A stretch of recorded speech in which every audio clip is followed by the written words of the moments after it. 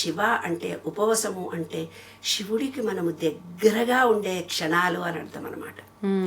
ఆ రోజైనా నీ గురించి నువ్వు ఆలోచించుకో అని అర్థం. ఈ విశ్వంలో ఉండే పంచభూతాలకి మన శరీరంలో ఉండే పంచభూతాలకి లింక్ ఉంది. ఆ లింకులో ఏమి లోపాలు ఉన్నాయంటే మనలో ఫస్ట్ మూలాధార చక్రం ఉందమ్మా. ఆ మూలాధార చక్రంలో లోపాలు కనుక కలిగి ఉంటే మనని గురించి మనం ఆలోచించుకుంటే ఈ జన్మ అంటే ఏంది, జన్మ సార్థకత ఏంది, ఆధ్యాత్మికత అంటే ఏంది అంటే ఆ రోజు శివరాత్రి నాడు పవిత్రతను పొందలిగే క్షణాలు మనకు. అందుకే నేను చెప్పబోతున్నాను. మూలాధారము అంటే ఏంటంటే భూమి మన శరీరంలో మొదటిది. ఆ మూలాధారాన్ని పట్టించుకోకుండా ఉన్న వాళ్ళకి ఇల్లు రాదు నాన్న, పైల్స్ ప్రాబ్లం వస్తుందమ్మా.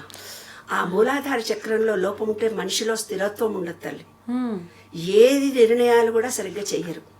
ఇప్పుడు అద్దెంట్లో ఉన్నారనుకో, అద్దెంట్లో ఉండి ఎక్కడో ఉన్నారు, ఆ ఇల్లు నాది అనుకొని మంచి క్లీన్ చేసి పెట్టారు, అలాంటి వాళ్ళకి ఇల్లు రాదు.